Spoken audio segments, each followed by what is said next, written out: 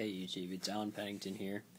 I just wanted to answer some frequently asked questions about my Future Fusion FTK, my last video. But to start out, I'd like to give a shout out to Little Caesars Pizza. Just picked some up. My mom already had a slice, but Little Caesars is really good value. Like $5 for who knows how many calories this is. Like, I don't think you can find better, calories per dollar anywhere else. I'm gonna have a piece. Yeah, it's pretty good. Yeah, I'm all about value, not just with Little Caesars, but also in Yu-Gi-Oh! And Future Fusion definitely has a lot of value right now.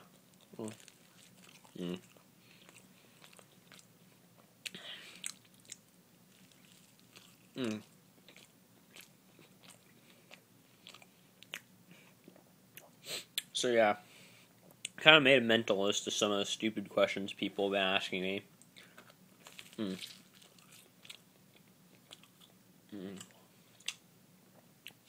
And yeah, like one is, isn't this technically not a one-card FTK because you need, 5 other cards in your hand? Like, you can't just have only one card. And, I guess, you're technically right. It's kind of semantics more than anything.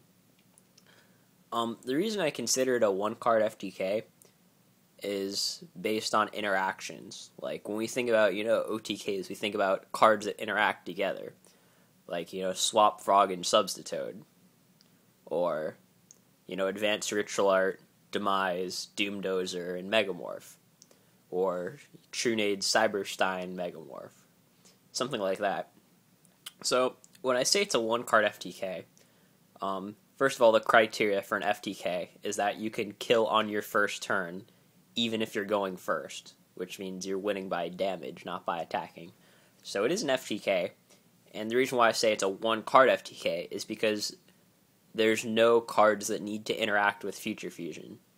The other 5 cards in your hand, although you do need, 5 cards in your hand, they can be 5 random cards. They can be, 5 Skull Servants, or 5 Trap Holes or something. They can be anything.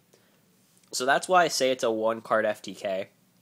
And it is the game's first, for those who were wondering. There were, someone mentioned, 1-for-1 being a one-card FTK and Frogs. And it's technically not, because you need to have 2 other monsters in your hand. One to pitch for 1-for-1's cost, and then a monster to summon. So that wasn't really a one-card FTK, because you needed other cards to interact with it. But Future Fusion is a one-card FTK. So yeah, another question I've been getting is, this isn't really a question, more of a comment. Hey, Effect Veiler stops this, or DD Crow stops this, or Hainwada stops this. Yeah, you're right. I don't know why you say those things as if I didn't know them already. I absolutely knew that Effect Veiler stopped the OTK. Effect Veiler stops a lot of OTKs. It's one of the reasons why Effect Veiler is very good. I understand, there are a lot of outs. Say you're going second and they set Solid Warning or MST. They can just Solid Warning or MST or Future. Yeah, I get that. The point of me making this video wasn't to necessarily recommend this as a competitive deck. As of now, I don't believe it's a competitive deck. I think it's a very bad deck. I think it's a very inconsistent deck. Those are a lot of things people have been saying about it, and I absolutely agree. The point was kind of to show people that, all these cards are kind of ridiculous. Future Fusion, Hyper Librarian, Brionic. Or a lot of this discussion, particularly on Pojo, has related to which of these cards needs to be banned. I honestly think Future Fusion, Hyper Librarian, and Brionic, all 3 of those cards are ban-worthy.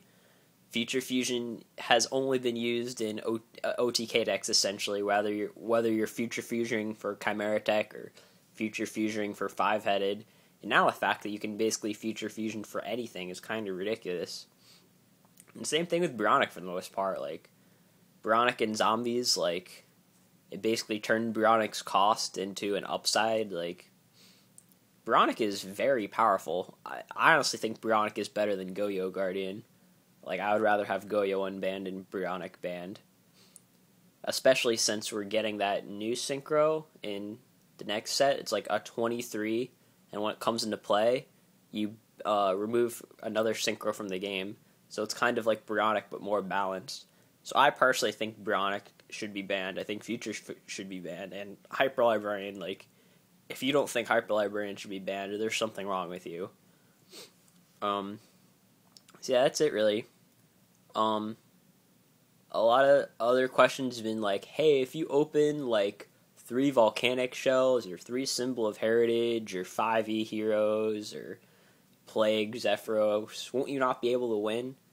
Some of those things, yeah. Obviously, understand that if you open Zephyros, you can just normal summon it. Like, duh. If you open, 2 Militias, you can stack 1 for Plague. If you open multiple shells, you can stack 1 for Plague. Like, there's a lot of stuff you can do. And also realize that if you open Treeborn, Fishborg, or Ronin Totem, then it means that you have to activate Future 1 less time, because it's already in your hand and you can pitch it, which means that you can activate Bionic 1 less time, which means you have 1 more card in hand. So, like, say for example, if you open like 3 Volcanic Shells, a Treeborn Frog, and a Future Fusion, it doesn't matter that you opened all your Volcanic Shells, because you don't need the extra card. Because given the fact that you're pitching Treeborn means that you don't need Future 1 less time. So, like, use your head before you say, like, oh, if you open, like, this, and this, doesn't mean you can't win. Like, figure it out. Like, I know some of you guys out there are smart. I mean, the main thing that if you open it, you can't win is Plague Spreader Zephyros. Like, not a lot you can do there. You can try to solve that by playing multiple Zephyros. I don't know. But, like, again, I didn't build it to be a competitive deck. I just built it to show people, like, hey, there's this deck here that can do all these things. Isn't this cool? Oh, yeah, another question I've been getting a lot of is, what do you do if you don't open Future Fusion? Well, you can do one of 2 things. One is learn how to stack so you don't have that problem. Or, second thing you can do is actually play a game of Yu-Gi-Oh! Which, has advantages and disadvantages. I'm actually not sure, like, the deck I posted, like, I have no idea if it's the best build or not. I just, like, pretty much just threw a pile of cards together for the video, just to demonstrate how it works. I'm playing, like, Miracle Fusions and stuff right now, which is a pretty good backup plan. It kind of brings me back to the Frog FTK days, where my sideboard plan was I actually sided in E-Heroes and Miracle Fusions in Frogs, so that game 2 or 3 I could Miracle Fusion for a 0, which against decks like X-Sabers was really powerful. And of course the irony is that I can do that main deck now. So, yeah, Miracle Fusion's a pretty good plan B. You can also even add, like, Hero Blasts, because I'm playing 6 normal E-Heroes.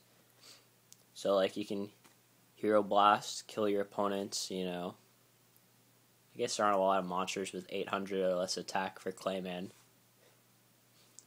But, yeah, you can do that. Like, you can also... There's plenty of other stuff you can do, too. Like, you can add Junk Synchrons and Synchro Fusionist to get your Future Fusion faster. Like, you can do lots of stuff. Another card I was considering adding was Pot of Avarice, just for, like, extra cards or whatever. It's kind of nice since, like, you put, like, 20 monsters in your grave if you get the FTK. So yeah, like, as far as what the plan B is, like, I don't know, you guys figure that out. Like, I'd love to know, like, what the best plan B is. I'm probably not gonna, like, make a bunch more videos or anything. It was just kind of, like, to show you guys the deck, not to be like, alright guys, and here's what happens if you don't open Future Fusion. Like, I don't care. You guys should, like, check out my other videos. Like, seriously, they're not that bad. It's just kind of sad that, like, some of my videos have, like, 200, 300, 400 views, and this one has, like, 2,000. Like, usually when someone links me to, like, a good YouTube video, like, I'll just check out, like, a few more videos on their channel. Like, just no reason not to. It takes, like, only a couple minutes. Like, a lot of my, like, some of my videos are funny. Like, my Yu-Gi-Oh! Baller video, that's really funny if you guys haven't seen that. Some of them are more serious. Like, I do, like, meta updates and stuff, like deck profiles. Like, some of them are pretty interesting. Because, like, I make a lot of predictions about, like, the upcoming meta. And, like, most of the time I'm right. So, that's about it. Like, to be honest, I'm gonna, like, start doing videos more often now. Like, probably at least once a week. So, if you guys, like looking at more than just FTKs, which, if you play Yu-Gi-Oh, I would guess you do, like, you should probably subscribe, like, check out a few more of my videos. I don't know. Just, I don't really see, like, isn't like there's a downside to doing that, other than maybe wasting a couple of minutes of your time. And another thing is, if you need to contact me, like, to, ask a question about a deck I posted, or to, like, if you want help from me for, like, deck advice for regionals or whatever, messaging me on YouTube or commenting on one of my videos is probably not the best way to contact me, because I don't check those things very often. Best way to contact me would be to add me on Facebook. Like, if you friend request me, I'll accept you if, like, you have at least one mutual friend, or if I look at your profile and it's obvious that you play Yu-Gi-Oh, I'll accept you. Or you can add me on AOL IM. My screen name is Alan C. Pennington, all one word, same as my YouTube name. Or if you go on Duelist Grounds, which is the best Yu-Gi-Oh site ever, you could also PM me on Duelist Grounds. So, yeah, hope I answered all of your questions.